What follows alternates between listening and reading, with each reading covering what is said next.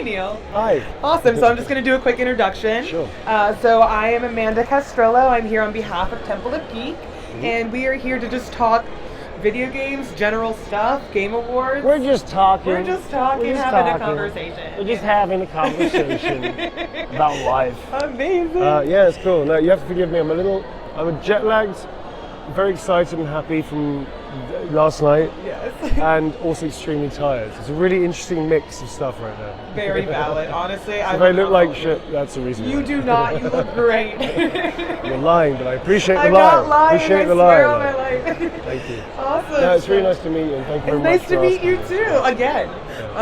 But yeah, we are here with the lovely, talented, awesome, stunning, show-stopping, never been done before, Neil Newbon. Thank you. And also the winner of Performance of the Year for Baldurs Gate 3. Yeah. He portrayed the sassy, we all know and love him, Astarion. That's true. Yeah, it was pretty awesome, and I'm so happy for you and excited for you. Thank you. And that was like a humongous win, and you absolutely deserved it. I did not see it coming. I was rooting for Ben Starr, Oh actually. my gosh. Yeah. And like Ben Starr is your friend, yes. Yeah, Ben Starr and I have become mates this year, and we got to know each other, we've hung out. We're also in Warframe together, Oh yeah, which is really cool. And I was really happy to know him. He's an amazing actor, consummate professional, and he's a really lovely guy. He's a true gentleman, which I really appreciate.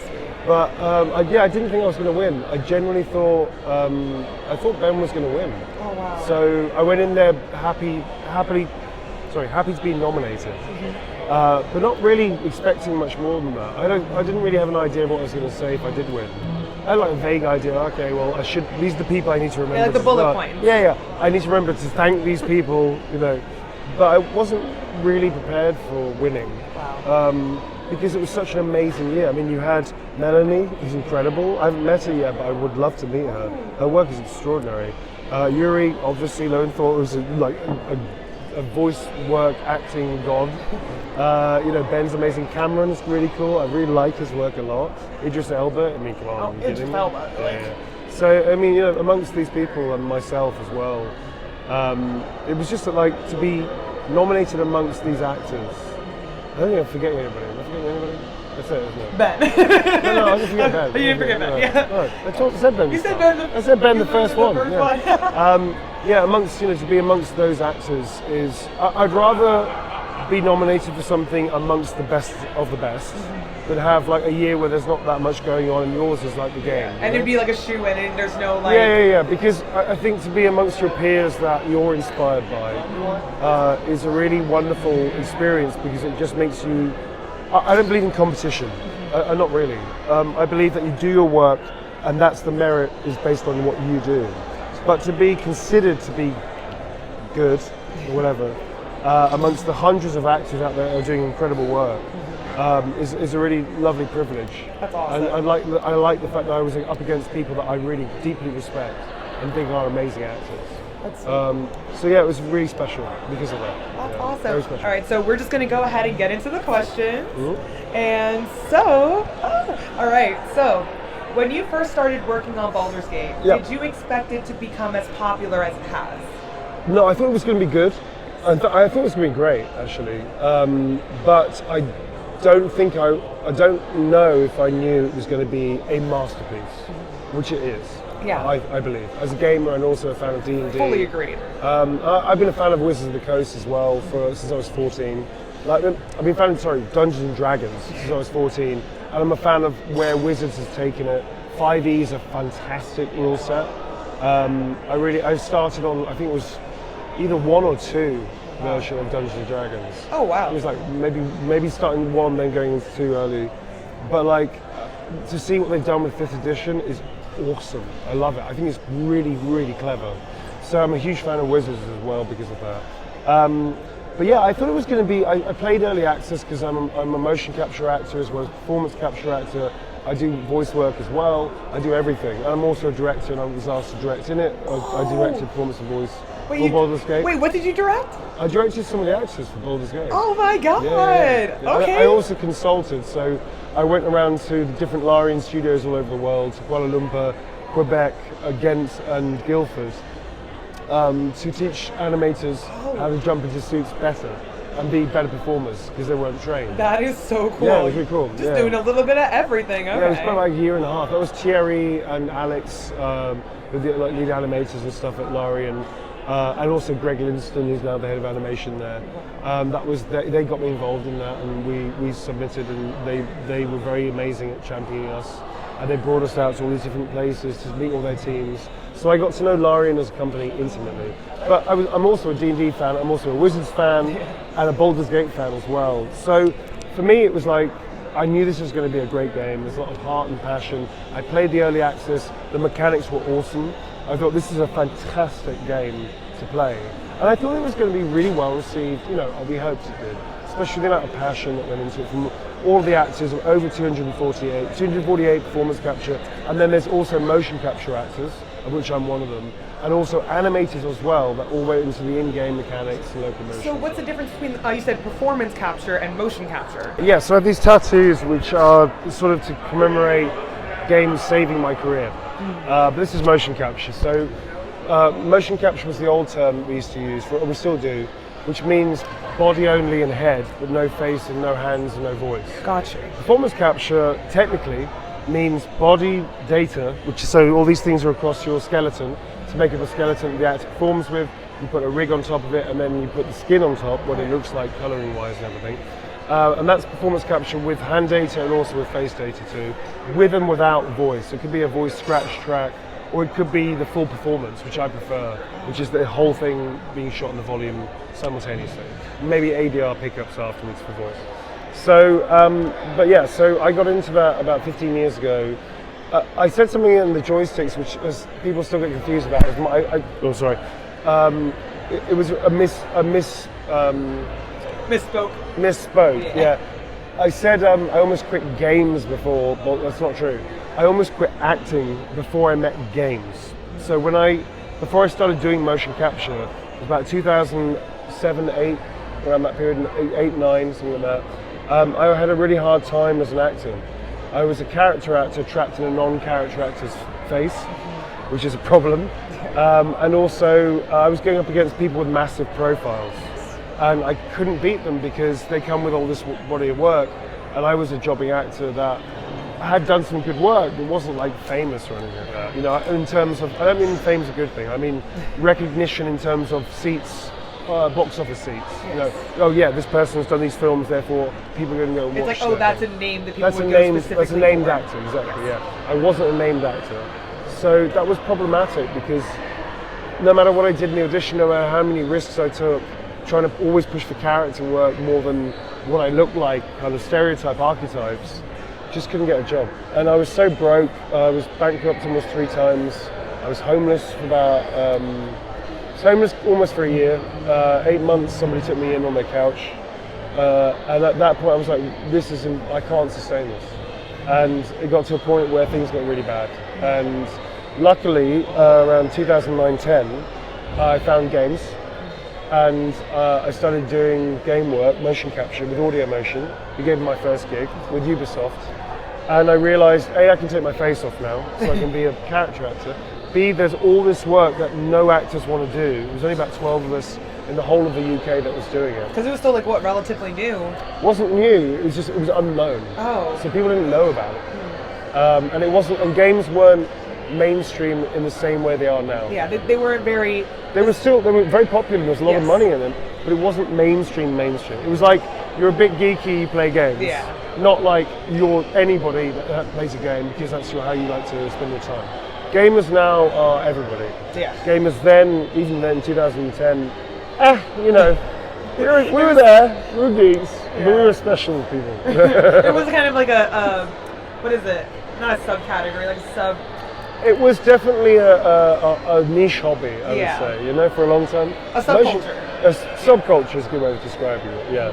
So are you a gamer? That kind of thing, you know what I mean? Whereas now it's like, everyone has some kind of gaming system, some kind of console, some kind of... Anybody under the age of 30 in I would say most countries, not every country, but most countries, if you have access to internet or a smartphone, you're a gamer. Because you've played something that's free or whatever, whether it's online or offline, you've played something.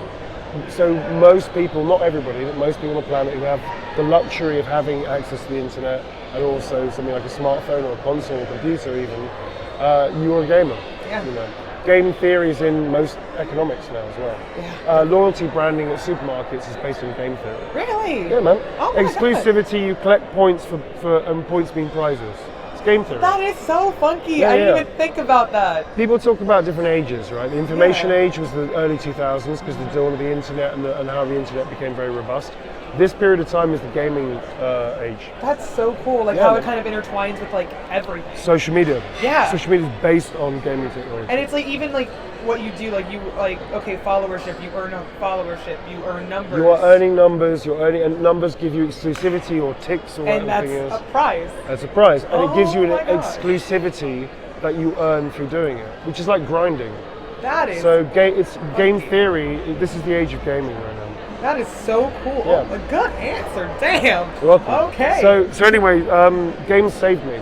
Wow. And during that period of time, I had a divorce, which is good. It was a good thing. Okay. No, myself and my ex-wife get on super well. Gotcha. We raise our daughter together really well. Aw. She's little, but she's very cool. Got it. But through that period of time, I was a single dad, obviously, and I needed to find work.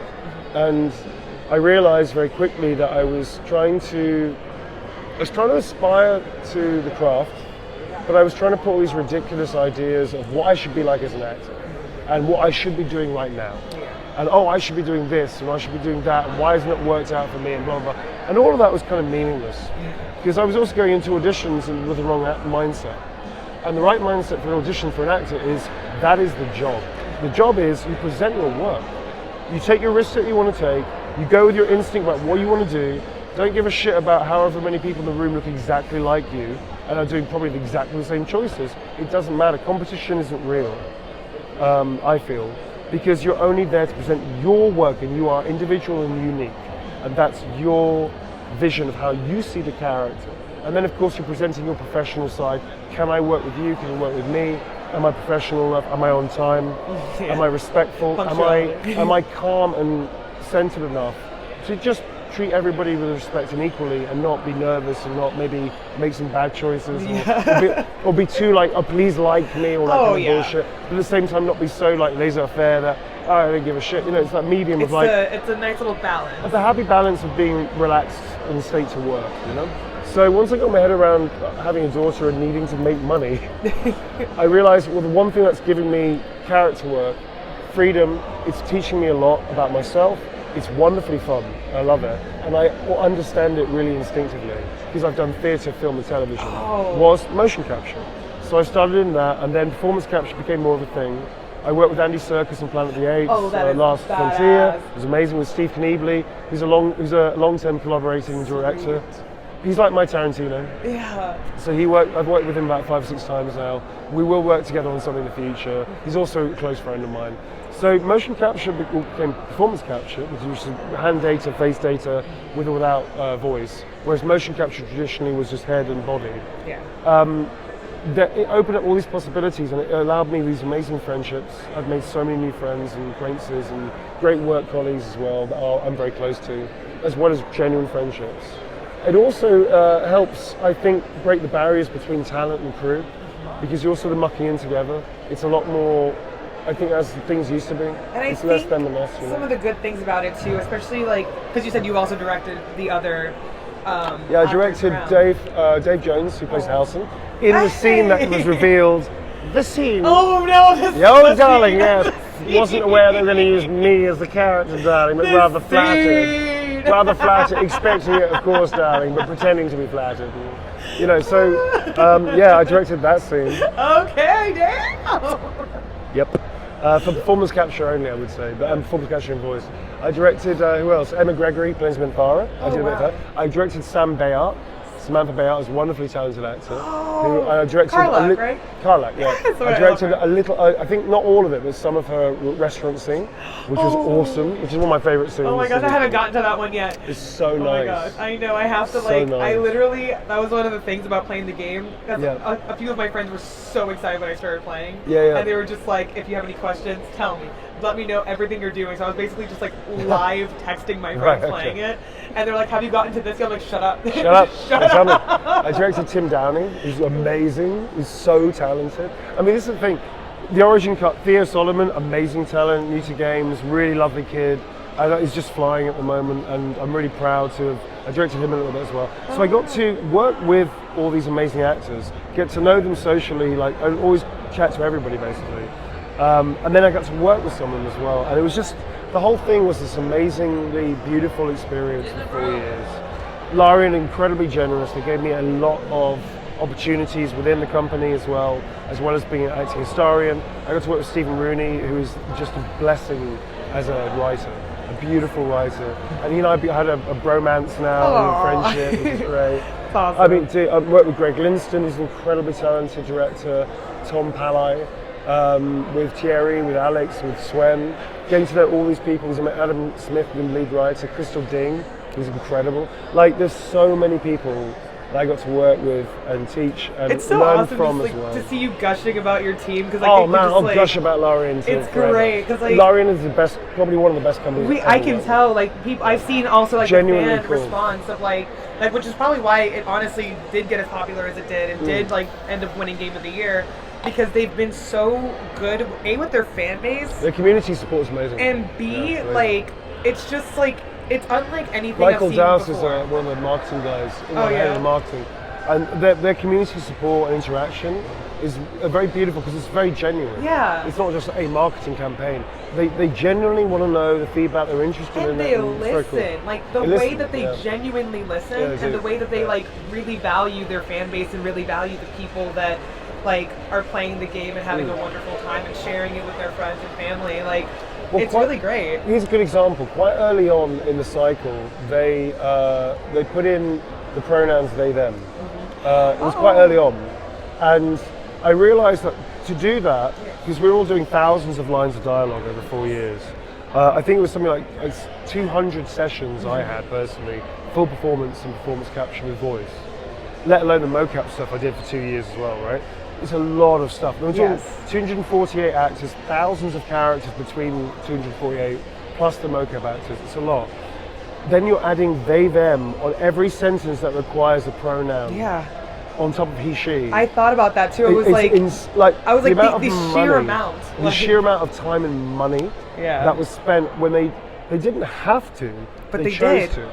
Because they wanted the representation to be a big part of Dungeons & Dragons and also a big part of the game. And for me personally, like I have friends from every conceivable background, every conceivable gender identification. It's how my life has always been, which is great. I'm very privileged to have had the education early on to be an ally supporter and just to also normalize it. Yeah. Right? So to have that in a game where they didn't have to, and the amount of money it would take to do that was quite substantial, and they did it because they wanted to. Was a beautiful moment when I realized what they were doing. It was like, wow, and it's this is a great company. It's so important too because again, like something as popular as Baldurs Gate, where it's like so many people, even people that didn't necessarily like know about like pronouns or like transgender identities or like different sexualities. Yeah, that's like, the thing. You can be trans, you can be non-binary, Yeah. you can be. I mean, my character's pansexual. Yeah. You can be asexual. I mean, Karlak, obviously there's a big part of Karlak's story which resonates with a lot of people that are that identify as being asexual, but not being able to touch, or just wanting friendship as opposed to being forced into a certain relationship or what have you. Or like even just like as simple as like some characters being like down like Lae'zel, or like wanting a slower burn like Will. And Sure, it's just exactly. like so many I different mean, kinds of Will is like a things. romantic character. Yeah. You know, whereas my character's He's like, hey, what's up? What's up? And then of course you get into the real part of him. You know, that's the deflection, of course. Yeah, and I was talking to my friend. I was like, "It's a facade. It's a facade." I literally. It isn't. It's both actually. Yeah. Like he's a hedonist, and he's a sensorial. A big part of my character work was the physicality of him. So all the physicality stuff is mine. Apart from a couple of interactions where I'm not available to like hug somebody or something. Yeah. And then we have a big mocap team that would probably fill in for that. But apart from those tiny little things, everything else you see about Astarion is me. Oh wow. And I got to physicalize everything about him. The choices I made were very specific. So it wasn't arbitrary, like, oh, he's theatrical. It was like, no, he does this. And it's all deflection, because he's actually inviting you in so he can grab you if he wants to. Or he can just, you know. So I based it on Camilla dell'Arte and Alecchino, which is a Harlequin character in this Italian very old theatre tradition, which is very beautiful, very funny. And Alecchino is this amoral, completely mad Harlequin that falls in love instantly, and is all about sex and fun and love, and naughtiness is very mischievous. I thought it was a brilliant cover for him. So that's the theatricality. I also based it on 3 of my friends, one of whom is Ruben Kay, who's a wonderful comedian, amazing comedian. And he has this wonderful stage presence. And it's very much like, ta-da! Astarion's funny as hell, too. But it's funny as fucking hell. So funny. I based a lot of the rhythm of his comedy on Ruben. Yeah. I've told Ruben, by the way, so he's okay with it. If you ever want to see Ruben, check him out. He goes all over the world internationally. He's amazing, amazing. So anyway, I based a lot of it on Ruben. I have flow as well, anyway. There's a certain flow that I have. Kind of like, Yeah, I'm sort of, I have that. Yeah. But then I extended it out to this theatricality presence. Especially when you're doing like something like performance capture, and you're doing something that's very like physical, because I was going to ask that too. It can also be very nuanced. Yeah. Because we used an optical system, which means the cameras are pointed inwards. They're firing off near-infrared light continually, which hits these markers that then fire back the reflection, essentially. It's layman's term, so sorry for crew who are going to say that's not exactly how it works. Yeah, Google this free. Yeah, whatever. Fuck off. Yeah. So basically, this is all over your body, which creates the skeleton, right? Yeah. But it's accurate to within millimeters. So that's Ruben, but it's because it's accurate to within a millimeter, you can pick up subtleties. There's another friend of mine called Leendert van Nimwegen, who's a very well-known, established makeup artist from Holland, European famous, very well-known, very talented. And he does a thing with dismissal with people, which is beautiful. And it's a very subtle thing. It's just it's just that. And it's very subtle, but because motion performance capture is so detailed now, you get everything. So even just like that, which is based on Leendert, which I took from Leendert, you can see that in the performance. And then there's also my teacher, my amazing mentor, acting mentor, Giles Foreman, who has a wonderful school in Paris and also in London, teaches in Switzerland, also in Sweden and America as well. One of the most beautiful teachers I've ever met. In fact, I run a non-profit workshops for performance capture. I based my teaching on his teaching. The way that he teaches is how I teach. I based a lot of it on Giles's way, and he champions actors. But Giles has a way of piercing through people, and also he is fearless when it comes to social interaction. So then I thought, okay, well that's a really lovely quality to have. He's also so engaging when he wants to that it's impossible not to look at him. He's got this incredible persona and gravitas. So I took from my friends a few things, and I borrowed from Tom Holtz's laugh. Which is not his real laugh, but his laugh in a particular project he did called Amadeus. That's one of my favorite things about Astarion. Yeah, I can't do it right now because my voice is so hoarse from talking. My voice is also gone. I literally can't hit it right now because I'm too tired. But his laugh is piercing in the right way.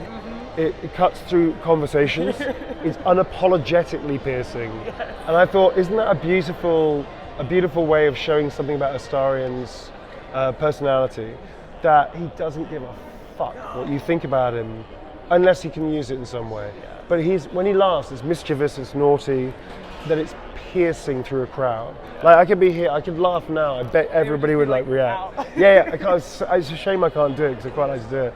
But if I could hit if my voice wasn't hoarse right now, it cuts through conversation. I thought that's cool. That's a really cool thing about him that I could really incorporate. So taking these things in, but I'm lucky that I'm a very well-trained actor that has a lot of great methodology, great tool sets from people like Giles, Linda Nyquist for movement, also Lindsay Robertson, who's great with a voice. Other friends of mine like Keith Higgin, both of them I go to with voice as well, and also Roberta Wallach, who's Eli Wallach's daughter, who's an amazing actor and also one of my mentors. I've been very fortunate to have been exposed and also learn with masters of their trade. And also the ones that love actors, that they want you to love the craft, not just teach you the skill sets, they want you to find the passion again. So I've been very lucky, and I threw everything I had at Astarion over 4 years. Honestly, everything. It shows. It really Method acting, Meisner, Laban, everything. So that's one thing I did want to ask about it. Yeah. So there were some very emotional parts in each of the character stories. Yep. Astarion especially has a very heavy and multi-layered backstory. Questline, Was there anything you had to do to get into the mindset of a character like him? I think the cool thing about the way that we worked was that I established the character through the script and through the actual work itself quite early on. So that we had a happy accident that the first time you meet Astarion was right at the beginning of the shooting period, very first month of the 4 years. Oh wow. And at that point I hadn't fully worked him out yet because I didn't know everything about him at that point. So I was quite guarded and quite cautious because I knew I wanted to explore him further and push him further. That was a choice quite early on, but I wasn't there yet. So when you first meet Astarion, his voice register is lower. He's a lot more guarded, he's less flamboyantly theatrical because he's actually more bound and he's also trying to work out the player. So when you meet him, he's actually like, look, there's a beast over there. Yeah. It's very low and it's down. It's not like, hello darling, look, there's a beast over there, can you go and get him please? Like this. Yeah, it's very much like that because he's guarded. And then for the first night of camp, the first couple of days or whatever, he starts opening up and then it's because of course he's who he really is, darling, you know, he's out here. So that was a really interesting happy accident because the more I got to know him, I was like, I can push him in this direction, I can push him in that direction. I'm going to use this tool, so I'm going to start creating more and more for him. And it was a happy accident, it wasn't designed like that, but it works really well because we kind of shot chronologically. And we didn't know where the story was always going because it was so vast, there's so many possibilities, and it hadn't been written at that point, you know? That we were finding out as the character found out within a few days. So I get the script 2-3 days early. I'm a consummate professional, I hope. So I go through all thousands of lines that I get given. It's like, cool. And I'm starting making choice. No, it's part of the work. It's normal. It should be normal. That's so like incredible though, that you can just kind of like get that stuff like a couple of days in advance and then. Yeah, but here's the thing. It's like, you know, that's the work. You get it whenever you get it. You start working on it. No matter what you're doing, that's the job, right? So I was very lucky that I had a great communication with Pit Stop Productions where we did the wonderful voice work. The wonderful full performance work, and with Larian as well were fantastic. Even though the volume was massive, so I got lucky that I could make the time available to do that. I'd start like having little inklings of ideas and stuff, but at that point the character had been kind of set more or less. Apart from a few new things that we discovered as we were going, majority of Astarion was set after the first couple of months, I would say. So then it was a case of, okay, that's a new bit of the story. How is he going to react to that? And it became this wonderful experience of, I know him so intimately, especially after the first few months. I was like, I know exactly who he is now. And I know where he's going, kind of. And I know a little bit more about the story of Cazador and all that kind of stuff, his trauma. So I was like, cool, I got a lot to work on. So every time we came up against the new storyline, the new aspect, the new thing, I knew exactly how he'd react. And we kind of did it so immediately, it became beautifully organic. So it's kind of like you lived with him. Oh man, I lived with him in my brain for years, you know. Apparently I once woke up and said to my daughter something in Astarion's voice. Oh my god. There's also said it to somebody else in Astarion's voice, and it kind of freaked them out a bit. They were like, what? I was like, what? What happened? It's like, you spoke to me like Astarion. I was like, sorry. It's like, okay darling, all right, see you soon, or something like that. I feel like as I was asleep, it's fucking weird. It's something that you literally just live with and it's something that you're doing almost as a habit for years. Well, I believe in developed full craft work. Yes. So for me, I'm a method actor. Some things about method acting people don't understand. You don't have to be an asshole to people. Yeah, you don't have to send. No. There's a lot of bullshit in the world. Oh, I'm a method actor, therefore I get to be horrible to people while I'm in character. No. It doesn't work like that. Yeah. But it does mean you pick up the trappings of character. You live that privately, so that you can explore things that aren't in the script, to give you a better insight into the character, to find their habits, and to find the way that their life actually exists. Because of that kind of training especially, as well as Laban work and the other stuff I brew in, animal work as well I used. There's a stray cat that I used to live in my garden. Oh. I would observe the cat and use a bit of the cat in there, it was really cool. It's called Cat, I respect its privacy. So anyway, a lot of that stuff came into Astarion, and then it was a case of, okay, what's the story? Because I know who he is, I know how he's going to react. So then eventually, I knew the trauma work was coming. I'm a survivor as well. It's not an easy thing as an actor to go through something that you know well and you have your own experience with. But I felt, okay, I know I'm a good enough an actor, I believe, that I'm not going to present a story that is affecting my stuff it's just going to be focused on his stuff. But I understand his point of view. And for me, that was very, very important to do that justice, because I think it's important to represent people truthfully, without glam, without, oh, okay, he's a trauma survivor, so it's like, oh, this great big fucking drama. It's like, no, let's be real. Very earnest portrayal. Yeah, because it has to be embedded in the reality of it. And that's a testament to Stephen Rooney and the other writers that contributed towards Astarion, testament towards Larian, that they wanted to do a real, mature, very realistic, gritty, as well as funny and fantastical story. But when it came to these subject matters, they weren't trying to be clever. They were trying to be honest. So as an actor, to see a guy kind of care over something as delicate as this, it's an incredibly wonderful experience to go through, because it's art, it's real art, it's affecting art. Me too. No, it's okay, it's a thing. So I think it's important that as artists you don't pull back from ugliness, you don't pull back from difficult things, but you engage with it truthfully, honestly, in a fictional world, but it's still truth. And they did an incredible job. And it gave us the ability to really fly in those moments, to do it honestly. And I think for me that was a big thing. I definitely think it paid off, because a lot of the time too, I've noticed in media, because I'm also a survivor, so. I know you are. I saw it in your walk. I'm sorry? I saw it in your walk. Yeah. Yeah, I saw it when I met you. Oh, wow. Body language gives it away. I'm sorry? Body language gives it away. Yeah. And when I played that part, I took a moment, and I just remember, thank you. So, going through this story, obviously there's a lot of things about life that isn't fair. There are good endings, there are bad endings to good people, and it's not fair.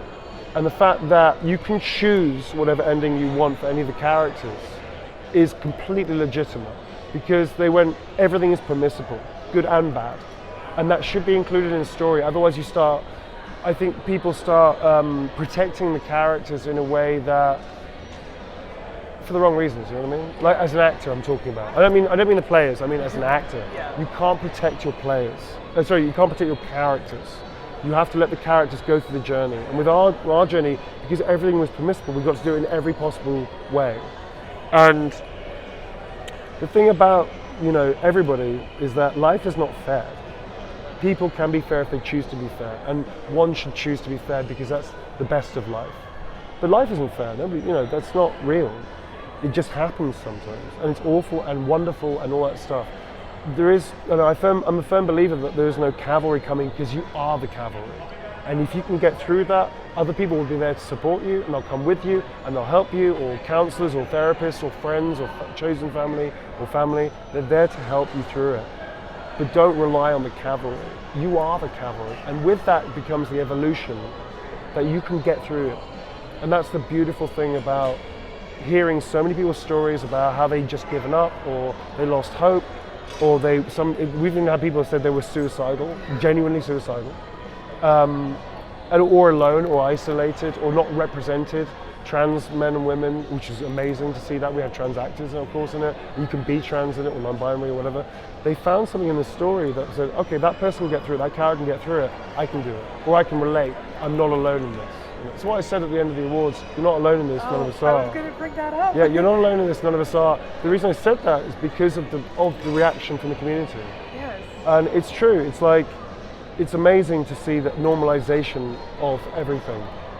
Because everything in life is normal. Yeah. It's only other people that make it weird. It just is. So, to find people that have come through this sometimes awful experiences in a way that you can thrive through it. And it's not fair, and it's painful as hell. But the work to get through it, the challenge of it, can give you so much as well, I find.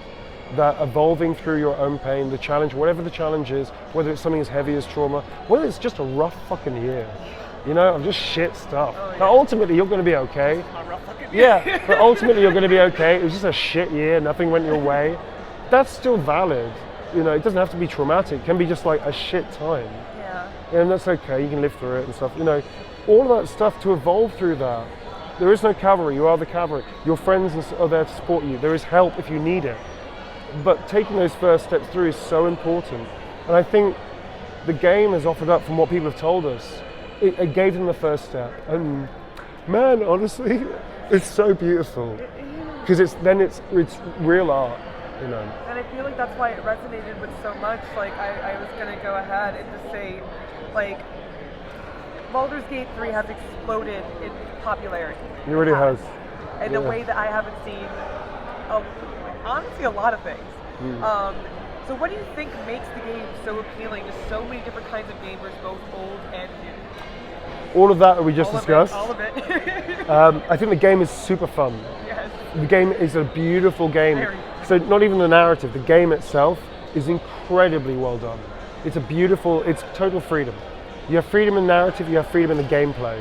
You can try anything. You want to kill somebody with a boot you just picked up, you can do that. You want to throw a goblin at another goblin. I did that. Yeah, right? You want to work out, okay, the water and electricity don't mix in real life, so what happens if I do that in the game and then create a field? I mean, you can do almost anything. It's genius. It's awesome. And it's free-forming, and you can kill everybody if you want to, and yet the game keeps going. Or you can save everybody if you want to, and you can change the nature of everything. I mean, it's just mind-blowingly good, mechanically as well as narrative. Only my second playthrough, and I feel like I'm playing another game. Yeah. Like, it's so, like, because especially even like within the races. Oh, like, man. I love it. Like, You get a different experience. You do, depending on who you play, how you play, and which companions you're interacting with, what stuff. Like, also too, that's one thing I noticed is like bringing certain companions to certain places. Oh yeah, triggers off. Completely changes the whole like. There's reactive dialogue. Yeah. Which when it first came out about a week after launch, I did mention it in a way that wasn't particularly well detailed. I've learned from that. But you know, there's a bit where in the spoiler, Githyanki Crash, where you have to do a certain thing in a certain way, and that's about 3 hours of gameplay, right? Yeah. To get through, or something like that. But you have to do things in a certain way to make a certain choice, to kill a certain character in a certain way, and then resurrect the character in a certain way, and then you get a whole bunch of dialogue that you would never see unless you did that. That's just one example of the many, many, many, many hundreds of examples of things that are very specific to certain situations and certain characters. So this game is gorgeous like that. And I'll find like dialogue options. I thought I would have combed through stuff, and I'll find like brand new things. Even just talking to like NPCs. Talk to every animal. I laughed my ass off yesterday. Yeah. But this is and it's also reactive to what you want to do. Yeah. And that's the point about Dungeons and Dragons and tabletop games anyway, is it's a shared story experience. Players and Dungeon Master going together, creating the story together. So this is the first game, and I've played many games that I adore, like Fallout, DOS 1 and 2 are great. There's loads of amazing CRPGs out there. But this is the first time I've ever felt this feels exactly like a tabletop roleplay game. Exactly. Because I have the freedom to do anything, and it's reacting to what I'm doing, and there's narrative to support it. I was like, I'm mind-blowing. You know, I'm a fan of Baldur's Gate, I'm a fan of tabletop, I'm a gamer anyway. But this is a mind-blowing experience. It's unlike anything I've ever touched. Like, it's honestly it's a new benchmark. Marvel. Yeah. It's a marvel. You're not going to see many games like this, perhaps. But I think the weird criticism that came out of, it shouldn't be expected. It's like, why? Why not? Why not raise the bar? Why not? Why if you can? And here's the thing: Skyrim raised the bar. Yeah. Fallout raised the bar. You know, all these different games raised the bar. Why not? Exactly. It's like that's what any media. Like any media, like it's always progressed. It's always like snowballed into something bigger, grander, greater, something all-encompassing. And I feel like it's entirely possible. And it's a good thing. Yeah. So here's the thing: like nobody's comparing like indie games to Baldur's Gate 3. Yeah, It's no. insane. You can't do that. Can't do it. Dave the Diver, amazing game. Yeah. It's considered an indie game, right? Really awesome. I mean, I didn't really like restaurant management games until I met Dave the Diver. I love it. I want to go to the restaurant and work out the sushi for the day. Yeah. And it's not like a massive AAA thing. Every game has its value, and they shouldn't be compared to it. And if you just go to something and you know what you're going to it for. Mm-hmm. Like one of the reasons I went to Baldur's Gate, I love story. I love like like complex characters. I love narrative. Yeah. And also, I love chaotic fair-haired vampires. It's a niche. I have no idea who you're talking about, It's darling. a niche of It's vampires. not that much. It's not that niche, darling. It's a specific, like, just a subsection of, like, I love vampirism and horror to begin with. But I was just like, oh, this looks interesting. And just by looking at, like, things on my For You page, like snippets, I was intrigued enough to be like, I'm gonna play it, even though I hadn't played a game like that ever. Yeah. And I'd only ever played D&D for like 3 months out of my life. The cool thing about it is that we heard people that were getting into tabletop games, or rather Dungeons and Dragons specifically, from our game. Yeah. That had never played a roleplay game in their life. Or people that had seen this stuff going on from the actors were doing and got into Baldur's Gate. And then, you know, and that all the other way around. I played never played a video game, I played tabletop, and then got into this one because it was an extension of what they love. It's been a really interesting experience. It's like brought every single person, like people that love movies, people that love TV shows, people that love tabletop, people that love video games in general, like everyone. I think that's really important. That's what art is, isn't it? It's about shared, universal commonality, understanding each other's, the same story, different points of view, but you all understand the same point. Like you all went for different things, and you all came out fulfilled. And it's, it's great. And that's the thing, you all, you know, then you can, but then through that, you can meet each other. Through that, you can ask questions about each other. Through that, you know a little bit more about the world that you may not have known before. And through that, you see the others that you don't know, not as different, foreign, but actually as human. Very much the same. We're all like sitting at our desk playing the same fun game. Yeah, and you're all having the same experience. I mean, I detest the term race. I think it's a redundant word that shouldn't be in the language anymore. Because it comes, it's a slavers word. Yeah, it's a supremacy word, slavers word. But also, it's not accurate. The accurate term is ethnic background and nationality and culture, right? It's not race. Race defines this idea. Races in D&D work. That works because you've got tiefling, gnome, dwarf, dragon king. Physically, genetically different shit. But in our world, it doesn't work. It's ethnic background if you want to, nationality if you want to, and culture if you want to, all that kind of stuff, like, you know, religion or whatever. Race doesn't exist. It's one race. It's human. And games, movies, art, books, stories, music, sport, I guess, as well, in a way. Although that's more tribal, like, oh, fuck you, my team's better than yours. I'm not a sport person. I have no idea what people say in sport stuff. You know what I mean? But the idea is that all these things, these common story, shared story that isn't against each other but with each other, they help us understand each other. Which means that when we have a problem with each other, we're more prone to talk about stuff than we are to hate each other for it. You know? So I'm not going to say that computer games change the world, but they definitely are a power of good, I think. And media is a very powerful tool. And media, like being literate in media and understanding the media that you consume, like it's very powerful. It makes your brain work. It makes your brain work, and it makes you think beyond what you've been taught just by the echo chamber around you. And I think that's beautiful. And that's the thing. I think if you're challenged, the representation in this game is amazing. Yes. Everything's permissible. Everything's normalized. Yes. And that if you look at the dialogue of Baldur's Gate, you also see that it's normalized language. Nobody's like, oh, you like men. Oh, you're gay. Oh, you're gay. It's more like, who do you like? Yeah. Oh, they're quite nice. Or you like that person, really? That's what you like? Not because of their gender or their sexuality, because they don't like the personality. It's like, that personality's weird. You shouldn't. That's toxic. You shouldn't do that. As opposed to, they're a man though. Why are you doing that? I was delighted when I'd be talking to like NPCs and they like casually mentioned their wife casually mention their wife. husband. It's not a big thing. And it's I was like, normalization. oh my god, like it's so nice to just like be like, oh wow, because like I'm bisexual, so I'm just like it's very much like a. Like, oh, like I needed this. Mm-hmm. Like I needed this kind of thing growing up. I sure. needed this kind It's like, that's me. Yeah. And it's normal. Yeah.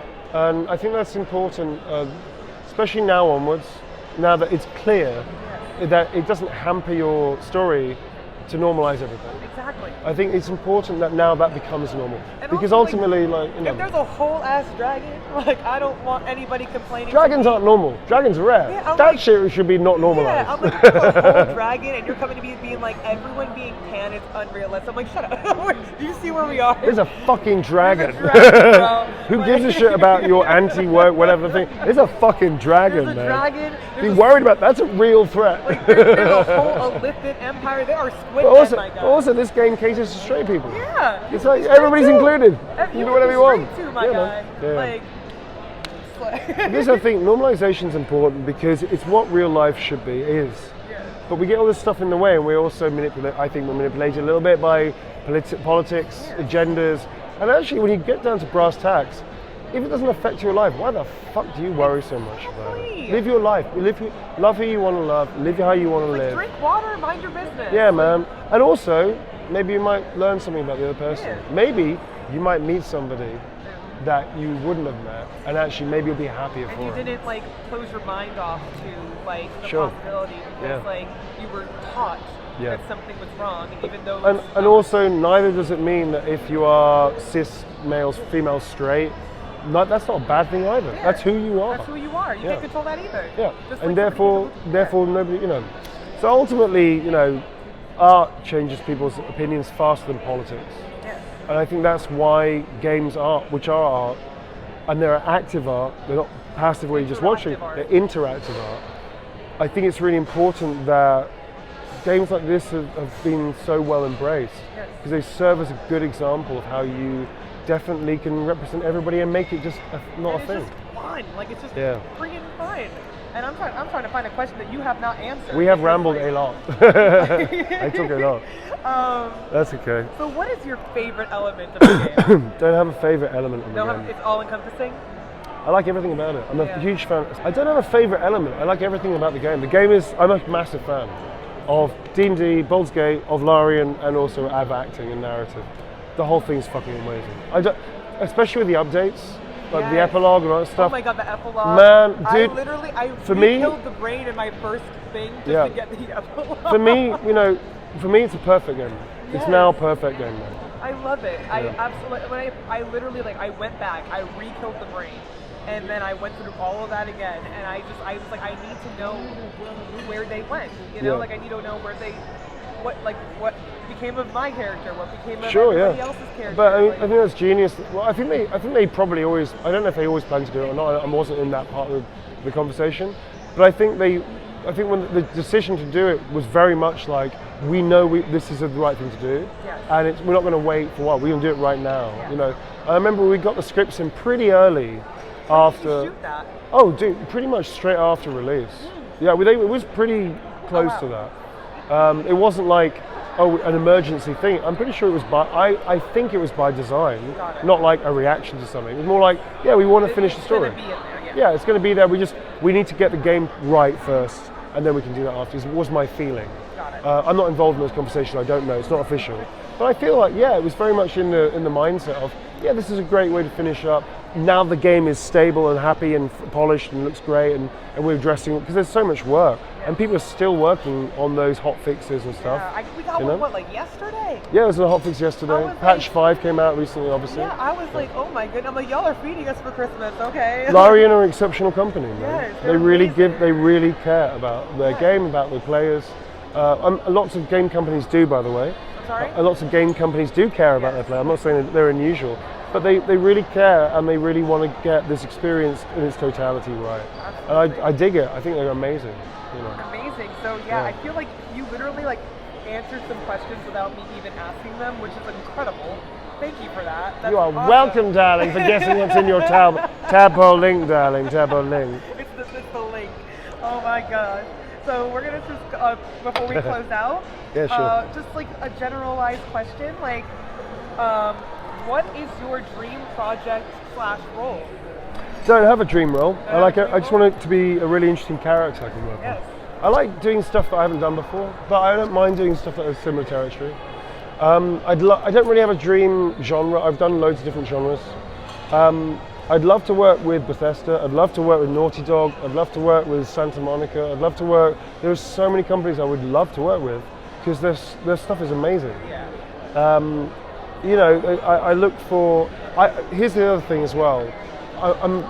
now a multi-award winning actor, which is know. weird. I Weird to literally, say I was that. telling my friend, I'm just like, I was talking to Neil Newbon the other day, and now I'm now talking to multiple award-winning actor Neil Newbon. I literally do not wake up and think like that, but it's weird to say it loud. That's awesome. So, but here's the thing, I still do indie games. I Yes. still do in-game locomotion, motion capture. I still do combat and stunts, as well as full performance, as well as voice work. I do for indie, AA, AAA. So I still work with indie budgets, I still work with AA budgets, I still work with AAA budgets. That's not going to change. I'm still going to be available to work with anybody that wants to work with me. Obviously negotiations aside. But I wouldn't stop doing indie work simply because I've now had the privilege of being in award ceremonies. If anything, it means, I want people to understand that I just love the work. Yes. That's what I'm about. Like you just want something that's gonna like vibe right, feel right. Yeah, man. Yeah. And if somebody's got an interesting project that want me to direct, consult, or perform in, I'm up for all of it. Yeah. Oh my gosh. I just like the work. That's why I got into acting. That's why I stayed struggling, because I needed to tell a story. I needed to act. And that's why I went through near bankruptcy and technical homelessness. I wasn't on the streets, like one day, but like I was safe, so I was lucky. Yes. But I had nowhere to live. I was living in somebody else's couch. All of that sustained me was the drive to just find the work and the stories and Like great make character. something amazing. Like so many actors, I'm not unusual. I'm very common in that way. That the work is the driving force. That's why we became actors. Most people, I think. Yeah. Not everybody, sure. The fame and fortune thing is nonsense, really. But It's really an art form, and it's it's really art, just man. like, I'm an artist, It's a way, like, I feel like actors operate, especially the ones that are in it for the craft, for the art, they just operate in a different way that's not conducive to just like Man, a 9 to 5. Ultimately, you're exploring the human condition. Yeah. You're exploring what it is to be a human being. It's the reason I travel so much. I'm lucky. I get to work and travel a lot. But if I wasn't, I would be traveling anyway. I spent all my money traveling when I was a kid, So it's to understand this world, to understand the people of this world, all one race, different flavors, which is awesome. And to understand your place in the world. Nobody on their deathbed is going to go, I only have so much money in my account. I wish I'd had another twice as much money. No one thinks like, oh, that watch I bought wasn't expected. I wish I'd owned that watch, or the car wasn't quite as nice as I thought, or my house wasn't quite as big, or I didn't, blah, blah. Nobody's going to think that on their deathbed, whether they're surrounded by people or loved ones or not. They're going to be thinking, I didn't see the world enough. I didn't spend enough time with my loved ones. I regretted missing these amazing events I could have gone to, but I chose not to. I didn't see my family. I didn't tell people I loved them every day enough, or at all. Or I didn't, that one person that I was in love with I never told, and I missed the opportunity. They're going to think about those things in life, not the material goods that, quite frankly, will be somebody else's after we die, or thrown into a landfill after we die. They're recycled or just trashed. Yeah. You're going to think about, I do not understand myself in the world as much as I wanted The to. intangible things that you can't replace, which is experience. The experience. Yeah. So that's the driving force, I think, of most craft people in art, dancers, musicians, actors, painters, whatever the art form is to understand my place in this world. If I can affect a change, amazing, great, bonus, but to understand what it is to be a human being here, regardless of the circumstances, just to exist. And I think I'm lucky, I'm privileged, I'm extraordinarily lucky and privileged, because I get to do that for a living. I get paid to do that. And I have no right to ask for that. I've worked hard, I've applied my craft, I'm trying to be as generous to people and champion other people as well, but I don't have a right to this. I get given this because people think I'm good enough to do the work. It's an incredibly beautiful experience. I mean, deeply lucky. And it's like, just to be able to live every day doing something that you love is not something that everyone can say. Oh my God, I'm the luckiest person in the world right now. It's amazing. Yeah, it is, and it's privileged. It's like your own personal Disney World. It's just wonderful. Well, I've done every shitty job you can imagine as well. I worked since the age of 14 in between at school. I still had part-time jobs. I worked in furniture factories, worked in bar backing, bars, catering for years. I did hard labor, hard work, and I respect it. And one thing that my old man, who's a sports journalist actually, he taught me was always treat every single person you meet regardless of their job, with the same respect you treat your boss or somebody you want to hire you, you treat everybody the same. It's just like, don't be an asshole. Like, just be, like, treat people with kindness, treat people with respect, because, like, I've been not treated with respect before. I've been treated, like, below other people before. Yeah. And, like, you don't know what kind of person that person is. Like, you don't know what they could be the best person you ever be. You know one thing about them is they are human, and most of the givens of their life will resonate with your life. Yes. You know that they will hurt, they will be destroyed through grief. They can be affected by all these different things that you can be affected by.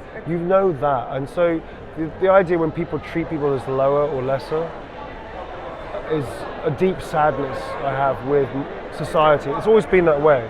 The deep sadness about humans is that we still haven't evolved to a place where we are willing to share more than we feel we should. Yeah. In terms of materialism, in terms of money, in terms of support, in terms of our time. A very self-centric way of thinking. We still haven't got there yet. Yeah. You know, make your money. Yeah. Do it. Get your back, make your money, Yeah. do hard work, get paid for that well. Absolutely, have a great life. But give more than you normally do back. Yes, because I think about it the way too, where it's like I think of, at least for myself, where it's like I want to be the person I needed, and in that too, like I need to be. You're the cavalry. Yeah, like I need to be the person I needed, and I also, if like kind of like you said, it's like if I can affect change, and if I can make that so that somebody else is like, oh, that's the person I needed, that's the person I need to see, then I did something good. I believe in being generous, expecting nothing in return. Yes. You be generous, you do people a favor. Obviously, you don't get taken for a fool. Yeah. That's being There's always a exploited. line. That's exploitation. Yes. But I believe that you should be generous and expect nothing in return. Because what that does to you, it comes back to you later when you need it the most in a way that you never saw coming. Yes. And you won't know it until it happens, is what I believe. The karmic. It's not even karma. It's not karma. It's literal. It's almost kinetic. Because you're doing that, and that's the way that you live your life, and because you genuinely feel that way, people take note of that. People respond to that in kind, and when you need it the most, I'm almost certain that always it'll be there for you in a way that you won't see coming. That's my belief structure. I really believe that, and it's the only way that this world will survive through all this shit we're going through. Is people being more generous than they feel fundamentally that they want to be. Just going a little bit further. Just doing it a little bit more without expecting anything in return. You know? That's awesome. If you can do that, fuck, we'll be okay. That is damn a word. And also just like, oh wow, after that I'm like, whew. So before we finish up, what's going on in 2024? What are some Cannot tell you. You can't tell That's me? his shit, man. Damn. You know that as well. You know. I cannot tell you anything. Not I am even a little NDA'd, bit. not even a little bit. I am NDA'd up to the eyeballs. You know Got that. you. But Warframe is coming out this year. Warframe I can talk about a Warframe little you bit. can talk about. I'm I love involved it. in Warframe. I worked with the amazing Reb Ford. She's awesome, very cool. I really like the whole company's really fun. DE is a really fun company to work with. It's really cool to hear their story. They started with like 10 people. Now they've got like 200 people, wherever it is. They've been going 11 years or 10 years. And to be a part of that, it's 10 years I think, because I think I'm part of the anniversary. I think she's during the event, a decade. Yeah, it's a decade. So I'm a part of this update to sort of, it's 10-year anniversary, and so this update is a big part of that. So to be a part of the 10-year anniversary with this update is really cool, because I love the fact they had this endeavor. They started so small, and they've grown to this really positive, really fun game, and also a fun company to work with. Have you played it yet? I have not played it. I've been aware of it for years, Yeah. but I just don't have the time to sink into stuff like that, really. So I haven't played it yet, but I'm going to be. Amazing. Well, I think that's all we have today. Thank you so much for your time, your energy. Not a problem. You were honestly like amazing. You are amazing. Thank you. And I'm so happy for you. I'm so happy for Larian. I'm so happy for all the incredible things that Baldurs Gate has done. Yeah. And for how much like you and the character of Astarion mean to so many people. Thank you. And incredible. Like amazing show stopping. I love it. And thank you so much again on behalf of Temple of Geek as well. And also my friend thanks for Miles, asking. Appreciate it. from Temple of Geek, he also said congratulations. Thanks, Miles. Yeah. Thanks. Thank you, Nars, darling. Thank you. Dinner soon, a little bite.